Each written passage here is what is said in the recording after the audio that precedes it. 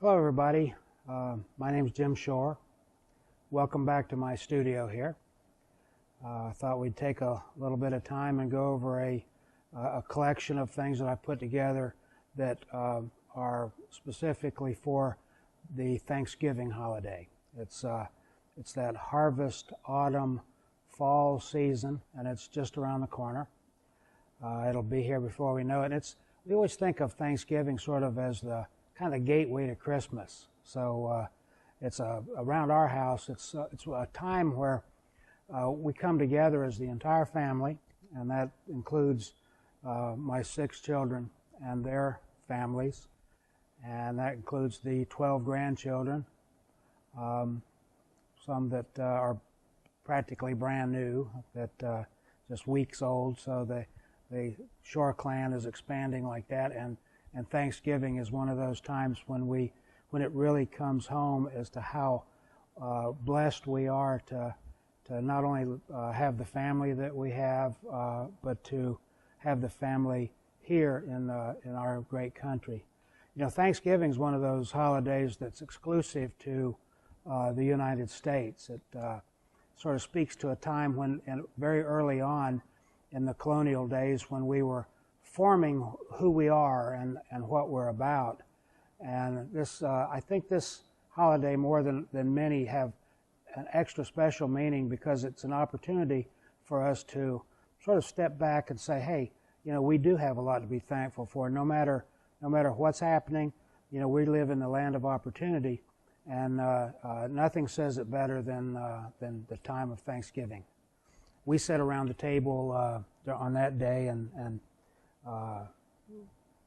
tell stories, and we sing songs, and we have our Thanksgiving prayer, and we eat a lot of fine food, and it's a great day, And we never lose sight, though, of the meaning of the day, and that is thank you, thank you, thank you for the many ways we've been blessed. So here we have, I'll go over a few of these things. We've got, some of them are fairly new, so you're getting sort of a sneak preview of some of the new stuff. We've got these mini pieces that I've started doing more of these pieces in this kind of dimension.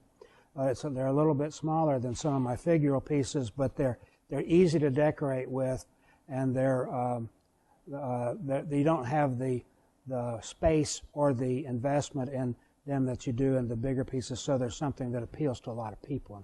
And I like doing things in that scale anyway, and so we have the various pieces you can see here. This is sort of a little village scene within the maple leaf, and then in front here are this mini collection, which includes the Indians and the turkey and some of the very decorated and very colorful pumpkins those things are nice to decorate around if you have some of the other pieces that are bigger centerpieces, or whatever you have. A few of those along with your apples and your leaves and that sort of thing makes a nice centerpiece, something nice to decorate with. Now, of course, we've got the pilgrims. They're sort of main characters in the story. We've got the miniature cornucopia, and then on over to this plaque, which celebrates the time of year by the sentiment of, bounty, which means so many different things.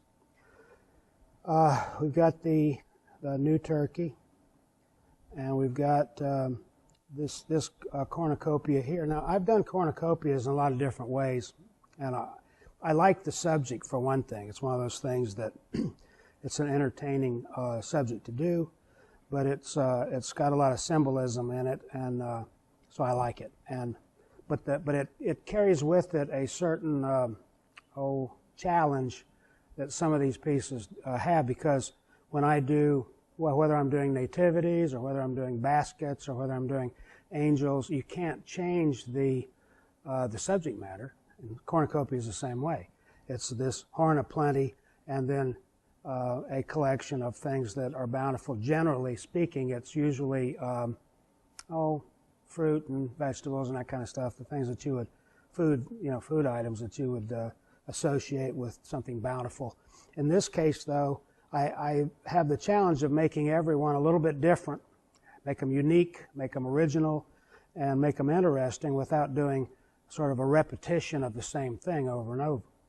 And in this case, I have combined part of the Thanksgiving story with the cornucopia itself. And so as you can see, I've got the little rendition model of the Mayflower, complete with some of the elements that we associate with Thanksgiving. We've got the turkey, we've got the pumpkin, we've got the pilgrims themselves, and we've got here an Indian, which it's in a pose of being vigilant and being protective, and that's kind of part of the story that happened, because if it weren't for the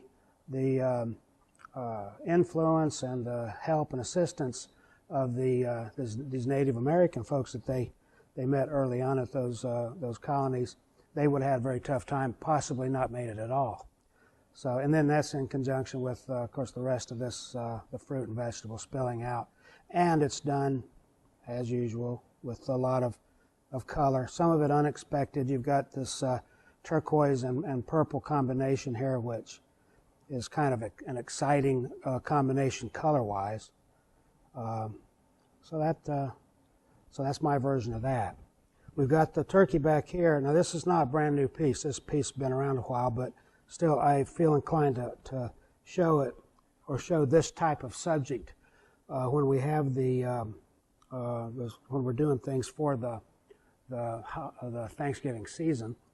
In this case, it's the full-blown turkey, and turkeys actually are some of our prettiest birds. You don't think of them as being that, but the iridescence in their leaves are absolutely beautiful if you see a real turkey. In fact, Ben Franklin petitioned to make the turkey our national bird before the bald eagle was selected. So early on, it was recognized as a beautiful and noble bird, and then of course on the front says "Give thanks." Now, this piece here, this is once again another of my two-sided pieces. Something that I started early on. Whenever there was a story that had maybe contrasting themes or contrasting characters, good, bad, that sort of thing, I would do one version on one side and then the other version on the other side, so that in rotation it sort of tells the whole story. And in this case here, I've simply done versions of the main characters of the Thanksgiving story, which in this case are and decorated obviously in my style, the pilgrim couple, man and wife, and he's got his Bible, and she's got a pie there, and they're arm in arm. And then if you rotate it around, you've got the similar couple, only this is the Indians, the Native Americans that they ran into. And once again, these are very colorful. I love these colors, by the way. I've started using a little bit more of the turquoise, because in conjunction with purples or oranges and that kind of thing, it makes a wonderful counterpoint. And in this case, once again, they're arm in arm, and he's got an expression of bounty, which is a basket of corn, and she's got the fish. And the fish back in those days was an important part of their diet. So, and then the bottom of it is decorated with this collection of things that you think about when you think about harvest, which is pumpkins and apples and that sort of stuff. So that goes together to make what I think for the season is one of my more interesting pieces. And then we have here this plaque, which once again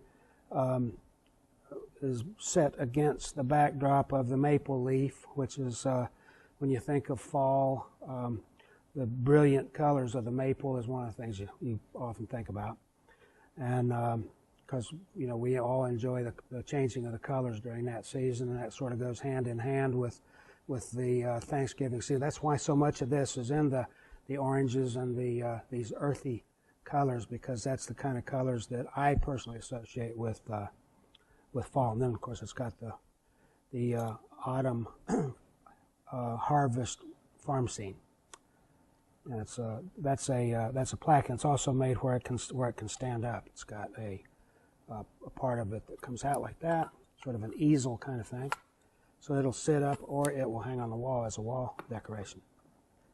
And then, lastly here, we have this water ball, water globe, and it's in the shape of an old-fashioned canning jar.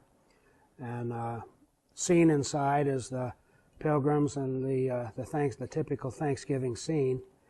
And then if you shake it up, it's got stars and glitter and that sort of thing that makes a sort of an interesting and beautiful piece.